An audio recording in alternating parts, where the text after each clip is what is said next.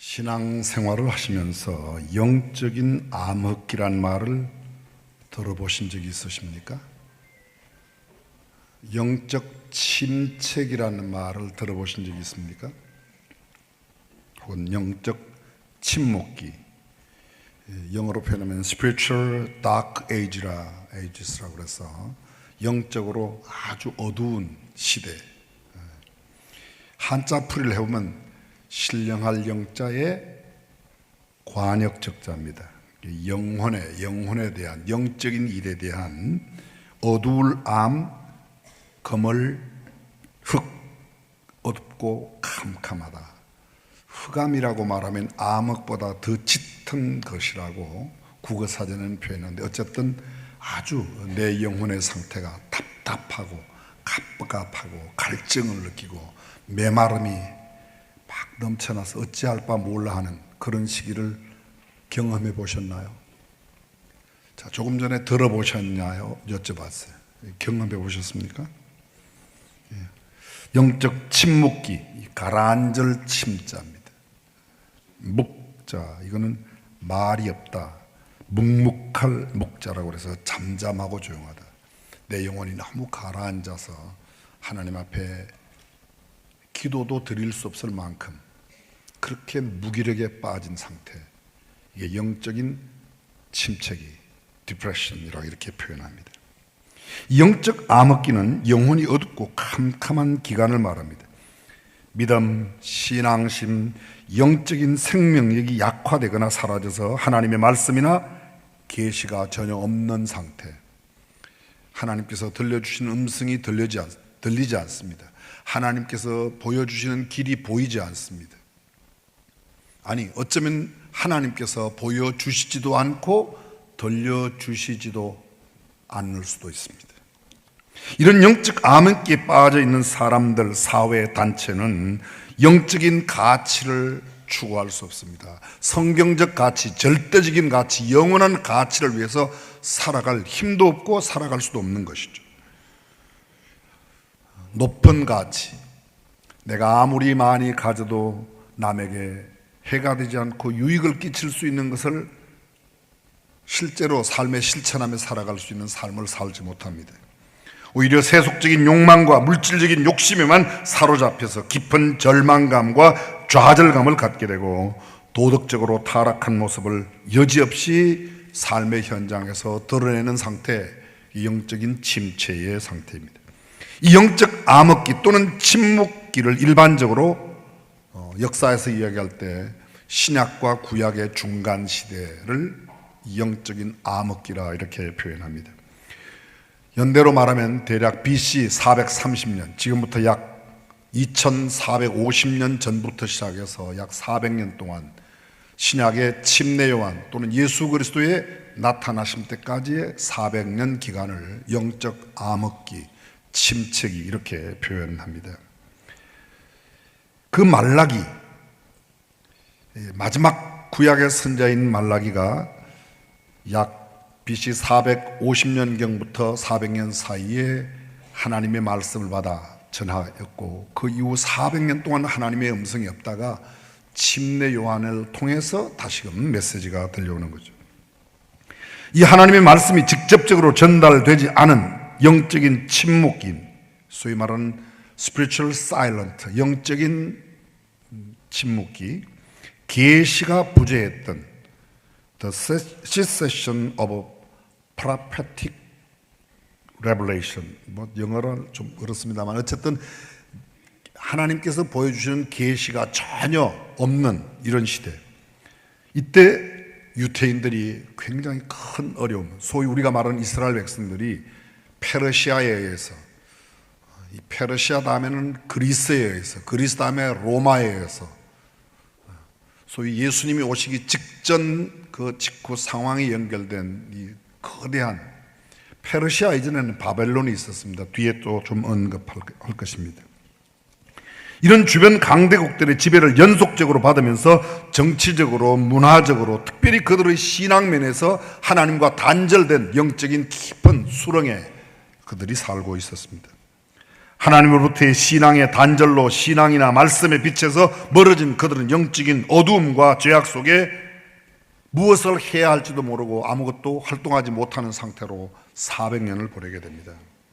인생의 한 줄기 빛이나 희망이 전혀 보이지 않는 절망과 좌절만이 극한에 이른 그들의 아주 서글픈 모습, 안타깝고 추잡한 그런 모습들만 그들의 삶을 에워싸고 있습니다.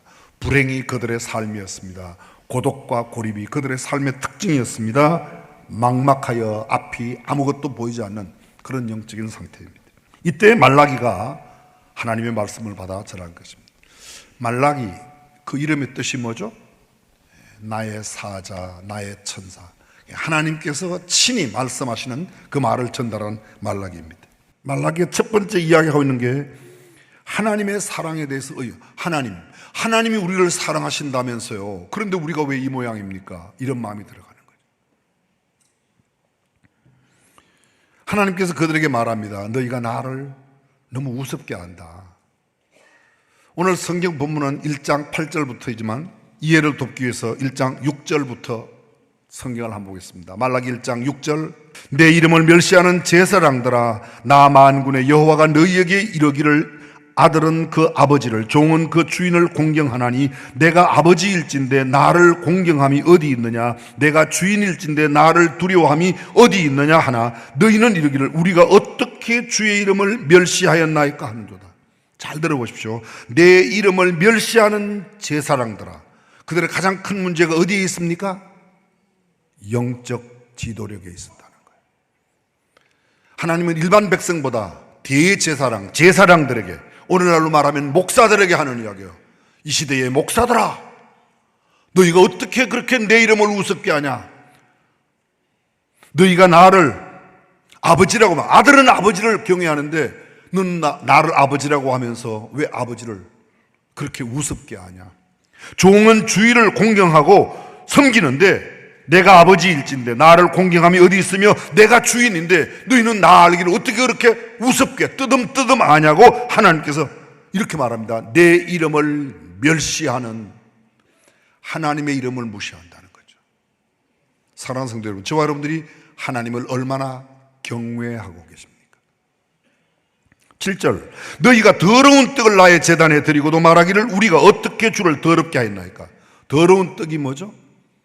하나님께 드리는 제사의 떡 가운데서 더러운 떡, 다시 말하면 드릴 수 없는 것을 드리는 겁니다. 부정한 것을 드리는 겁니다. 오늘날 말로 바꾸면 하나님 앞에 드릴 수 없는 것, 그런 것들을 드리는 거야. 극단적인 얘기긴 하지만 하나님 오늘 고스톱 쳐서 돈 따서 꼭 하나님 앞에 헌금 많이 하게 해주세요.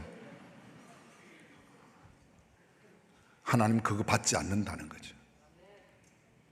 거짓말하고 사기치고 남의 거 후리가며 뺐던 것, 그것 가지고 하나님 앞에 드린다. 그 더러운 떡이 하나님께서 받지 않으시는 거란 겁니다.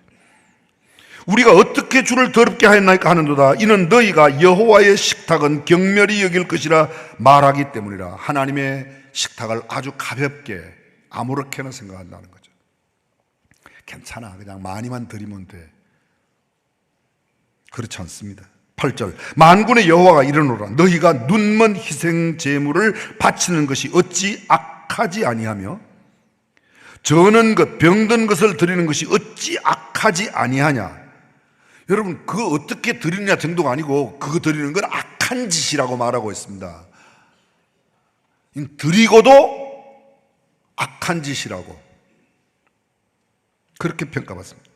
이제 그것을 너희 총독에게 드려보라. 그가 너를 기뻐하겠으며 너를 받아주겠냐? 너희가 직장에서 상사에게, 너희에게 상관된 사람에게, 너희를 다스리고 있는 사람에게 갖다 줘도 받지 않을 텐데 어떻게 하나님 알기를 그렇게 우습게 뜨듬뜨듬하냐는 거예요. 그 다음 구절, 만군의 여호와가 이르노라. 너희는 나 하나님께 은혜를 구하면서 우리를 불쌍히 여기소서 하여 보라. 너희가 이같이 행하였으니 내가 너희 중 하나인들 받겠느냐? 너희가, 이 말은 이 말이에요. 너희가 우리를 하나님 불쌍히 여겨주세요, 불쌍히 해서 아무리 그렇게 해도 내가 하나도 안 들어.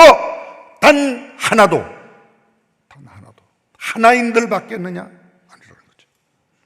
만군의 여호와가 이르노라 너희가 내 제단 위에 헛되이 불사르지 못하게 하기 위하여 너희 중에 성전 문을 닫을 자가 있었으면 좋겠도다. 내가 너희를 기뻐하지 아니하며 너희가 손으로 드리는 것을 받지도 아니하리라. 이게 현실의 이야기로 말하면 그냥 그렇게 형식적으로 마음에도 없는 그런 예배 드리려면 아예 들어오지 말고 예배당 문을 사람들이 막아줬으면 좋겠어. 이게 하나님께서 하시는 이야기란 말이죠. 다시 한번 스스로 한번 여쭤보십시오. 물어보십시오. 나는 정말 하나님이 받으시기에 합당한 그런 마음의 자세와 그런 삶을 가지고 그런 예물을 준비하여 주님 앞에 오늘 나왔는가? 어쩌면 우리가 이 말은 오늘 들어야 할 말인지도 모르겠습니다. 계속됩니다. 만군의 여호와가 이르노라 13절 너희가 또 말하기를 이 일이 얼마나 번거로운고. 이 일이 맞아요. 번제, 소제, 화목제, 속건제 수많은 제사, 방법도 흔들어 드리는 요제, 불로 태워 드리는 화제 너무 힘들어. 그냥 대충 드리지. 그걸 요새 말로 조금 바꿔보겠습니다. 주일 아침 한 번이면 됐지 무슨 저녁 예배, 수요 예배, 금요 예배, 무슨 구역 뭐가 그렇게 많아. 무슨 예담사면 또 뭐야 이런 거란 거예요. 실제로 제 주변에 있는 목사들 가운데 고목사 성도들로 너무 고만 괴롭혀. 새벽 기도도 없애고 수요일도 없애고 그냥 주일날 한 번만 해 이러는 사람이 있어요.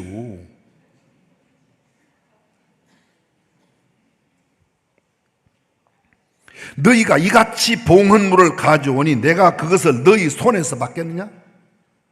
너희가 가져온다고, 너희가 봉헌물을 가져온다고, 너희가 소를 가져오고 양을 가져오고 염소를 가져오고 비둘기를 가져오고 너희가 가져온다고. 요새로 말하겠습니다. 너희가 5만 원짜리 봉투를 두껍게 가져와도 10만 원짜리를 가져와도 100원 뭘 가져와도 나 받기 싫어.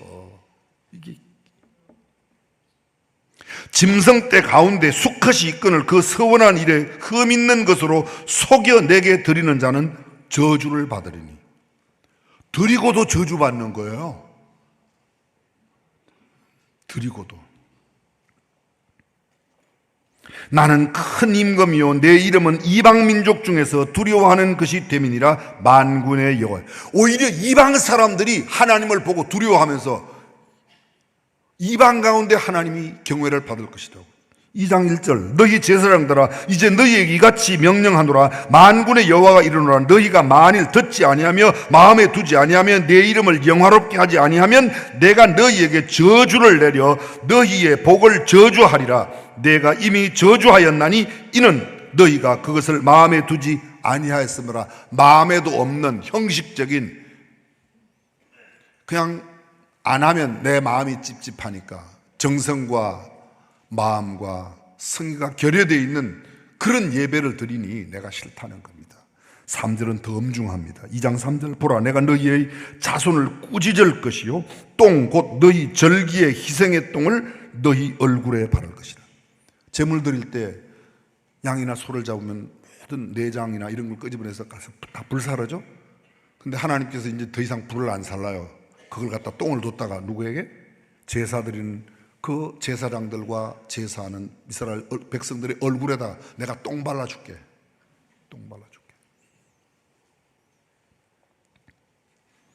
긴 설명을 더 이상 드리지 않겠습니다. 이것이 말라기를 통해서 하나님께서 우리에게 계속해서 경고하시는 그런 말씀입니다.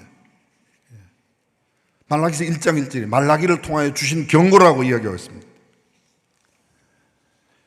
하나님의 사랑에 대한 의문을 갖고 있는 하나님 사랑한다면서 왜 이랬습니까? 너희가 제사를 엉터리로 드리고 있어. 오늘날 말로 바꿔보겠습니다. 너희가 예배를 내가 받을 만한 예배를 안 드리고 형식적으로 때우러 오고 네 마음대로 하고 있다는 겁니다. 뿐만 아니라 2장 1절에서 이렇게 말합니다. 너희가 이혼하고 하나님 백성들과 함께 결혼했는데 왜 이혼하고 자폰 이방인과 함께 통혼해서 하나님을 배신하냐? 너희 눈에 보이는 아름다움을 좇아서 하나님의 백성들과 함께 혼인해야 되는데 혼인을 가정을 무시했다는 겁니다. 한 걸음 더 나갑니다. 그러고도 말하기를 공의의 하나님이 어디 계시냐? 예수 안 믿는 사람들이 잘 되는 거예요.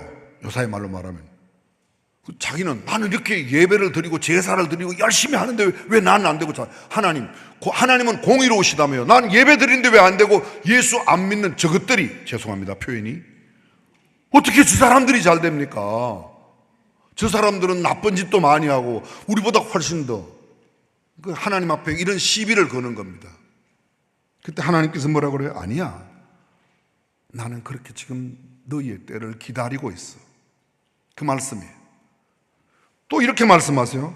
너희가 하나님의 것을 도둑질하고도, 하나님께서 도둑질, 아니 우리가 뭘 도둑질했습니까? 하나님은 정확하게 말씀해요. 11조와 헌물이라. 11조 헌물. 너희 왜 11조 안 내? 너 왜 헌물을 네 마음대로 네 생각대로 드려?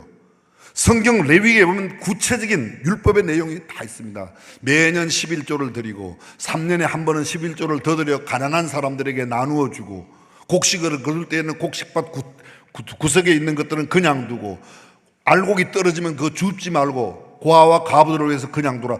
성경의 법이 너무 자세하게 있는데 너희가 너희를 위해서는 샅샅이 다 거두면서 나에 대한 것은 안 지켜? 내 것을 도둑질해? 누가 도둑질? 하나님, 우리가 뭘 도둑질했습니까? 11주 잘 냈는데요? 아니야, 너희가 이거 도둑질했다고 얘기하는 거야. 그들은 또 말합니다. 이렇게 열심히 해도, 하나님을 열심히 섬기는데 왜 하나님께서 우리를 이렇게 안 돌봐주시는가? 하나님 섬기는 게 헛됐다. 3장 3절 이하 뒤에 보면 나옵니다. 우리가 하나님을 이렇게 열심히 섬겨도 하나님은 돌보시지도 않네. 쟤네들은 저렇게 잘 되는데 왜 이렇게 우리가 안 되지? 시편 37편에 다윗이 그렇게 말합니다. 다윗의 시 가운데서 행악자를 인하여 불평하여 하지 말며, 악인이 잘 되는 것 때문에, 불의를 행하는 자들 때문에 네가 시기하지 마라. 그 사람들은 속히 배임을 받을 거라고 말씀하고 있습니다. 그리고 마지막으로 말라기를 통해서 주는, 이때가 지나가면 엘리야를 보낼 거야. 그리고 엘리야가 주의 길을 예비하고 오실 거야. 그 엘리야가 침례 요한을 가르치고, 그리고 그 뒤에 오시는 예수님 오실 것을 이야기하고 있습니다. 여러분, 이 말라기의 경고가 400년 암흑기 직전에 나온 이야기입니다. 400년 흑암기, 암흑기가 어떤 상태에 왔는가? 그냥 간단하게 줄이면 예배의 실패를 했다는 거죠. 하나님의 이름을 경홀히 여겼다는 겁니다. 하나님을 대하는 태도가 올바르지 않았다는 겁니다. 400년 동안 선지자가 없습니다. 하나님의 말씀이 없습니다. 하나님의 예언이 전혀 완전히 단절된 그런 상태로 그들이 흑암의 400년을 보내게 됩니다. 여러분, 이것이 역사적으로만 그런 게 아닙니다. 개인적으로도 마찬가지입니다. 한 예를 들어보겠습니다. 여러분이 잘 아시는 아브라함의 아버지가 누구예요? 데라예요.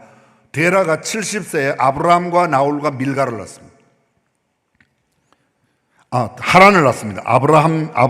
데라가 아브라함과 나홀과 하란을 낳습니다. 근데 하란에게는 롯이 먼저 태어나고, 롯과 이스가라고 하는 딸과 밀가가 있는데, 밀가는 나중에 하란의 형 이 나홀의 아내가 됩니다. 아브라함은 사례랑 결혼해요. 이 데라에게 아브라함을 비롯한 여러 가족들이 있었는데, 데라가 아브라함과 사례와 롯을 데리고 갈대아인의 땅, 갈대아 우르, 경기도 수원, 갈대아는 넓은 지역, 갈대아에 있는 그 우르를 떠나서 하란으로, 여기서 하란은 지명입니다. 아까 하란은 사람 이름이고 데라의 아들 이름이고. 근데 하란으로 갑니다. 하란으로 떠날 때에 아브라함의 나이가 몇 살인지는 모릅니다. 근데 언제까지 그곳에 아브라함이 사는가 하면 그 아비 데라가 죽을 때까지. 데라가 몇 살에 죽는가 하면 205세에 죽습니다. 데라가 205세야. 그 데라가 아브라함을 낳을 때가 70세예요. 205세에 죽을 때 아브라함은 몇 살이죠? 그러니까 산수자리에서 사는 게 아니라는 게 또 한 번 증명되는 겁니다. 70세에 아들을 낳고 205세가 되었어요. 그럼 아들은 몇 살이 되었냐고요? 135세. 아브라함 135세에 아버지 데라가 죽는데, 아브라함 135세에는 잘 들어보세요. 아브라함이 이스마엘을 낳을 때가 86세예요. 아브라함이 이삭을 낳을 때가 100세예요. 그러면 이미 이때 데라가 죽기 전에 이삭도 있고, 그 전에 누구요? 이스마엘도 있는 겁니다. 이스마엘도. 그리고 그 데라가 죽자 하란을 떠납니다. 아브라함이 하란을 떠나요. 그 하란을 떠나는 이야기가 창세기 12장입니다. 너는 너의 본토 친척 아비집을 떠나 내가 네게 지시할 땅으로 가라. 그가 여호와의 말씀을 쫓아갔고 롯도 그와 함께 하였더라. 그 드디어 마침내 6절에 보면 가나안 땅에 이르러 그곳에 그가 합니다. 창세기 12장부터 12장, 13장, 14장, 15장, 16장, 16절까지 가는데 16장, 16절에 누가 태어나는가 하면 이스마엘이 태어납니다. 이스마엘이. 그리고 이스마엘이 16장 16절이 끝절이에요. 16장 16절 다음에는 몇 장 몇 절이 나오죠? 어렵죠, 그죠? 17장 1절이 나옵니다. 근데 17장 1절에 보면 아브라함의 99세 때예요. 16장 마지막 절이 아브라함 86세 때예요. 17장 1절이 아브라함 99세 때예요. 거기 13년간이 없어요. 13년간이 왜 없어요? 이스마엘을 낳고 없는 거예요. 하나님은 약속의 씨로 이삭을 약속해 주셨는데 하나님의 약속의 씨 이삭을 기다리지 못하고 인간적인 방법으로 하갈을 취해서 이스마엘을 낳았어요. 아들도 낳고 잘 되는 것 같았어요. 그러나 하나님은 그때부터 아브라함과 상관없는 13년을 보내고 아브라함의 나이 99세가 되었을 때 다시 나타나서 17장부터 17, 18, 19, 20, 21, 22, 23, 24, 25장 7절에 아브라함이 175세에 죽습니다. 제가 지금 드리려고 한 왜 이렇게 연도를 산수를 이렇게 많이 계산하나 잘 들어보십시오. 아브라함이 태어나서 70세까지의 기록이 성경에 없어요. 그리고 70세 된 이후 아브라함으로 말미암아서 이야기가 태어나는데 아브라함이 언제부터 태어났는가 하면 갈대아 우르를 떠날 때는 몇 살인지 모르고 하란을 떠날 때 하란을 떠나서 이스마엘 나갈 때까지 이스마엘 86세에 나왔으니까 16년 동안 기록이 여기 나왔잖아요. 그리고 87세부터 99세 될 때까지 13년 동안 기록이 없어요. 그 13년 아브라함에게 있어서 이게 영적 흑암기, 암흑기, 침묵기였더라고요. 하나님과 상관없이. 그리고 아브라함 99세부터 마지막 하나님이 부르시는 175세까지가 17장부터 25장 7절까지 거기에 다 기록이 되어 있습니다. 여러분 이게 지금 무슨 이야기인지 여러분이 이해하셨을 겁니다. 제가 오늘까지 살아오면서 70년 동안 내 되돌아보면 하나님과 함께한 시간이 얼마인가 아니면 내 영적인 암흑기는 얼마나 되는가. 여러분의 인생을 계속해 보십시오. 정말 하나님과 함께했던 하나님의 말씀대로 살았던 주의 법도와 율례와 규례대로 살았던 성경적 가치관으로 살았던 그 기간이 얼마나 되는지. 아니 멀리 말고 오늘 하루만 따져보자고요. 오늘 하루 24시간 가운데 난 과연 수면 시간 기본 빼고 일상 활동하면서 얼마나 주님과 함께 살아가는가. 말씀을 이렇게 정리해 보겠습니다. 말라기 400년 흑암기 전에 하나님께서 주신 말라기의 경고는 너희가 하나님의 이름을 가볍게 여기지 말라는 겁니다. 망령되이 여기지 말라. 예배의 실패자가 되지 말라는 겁니다. 저는 이렇게 도전합니다. 여러분들은 어떤 마음과 어떤 태도, 어떤 손으로 자주 말씀드립니다. 이제 한 90번은 하면 100번 될걸요?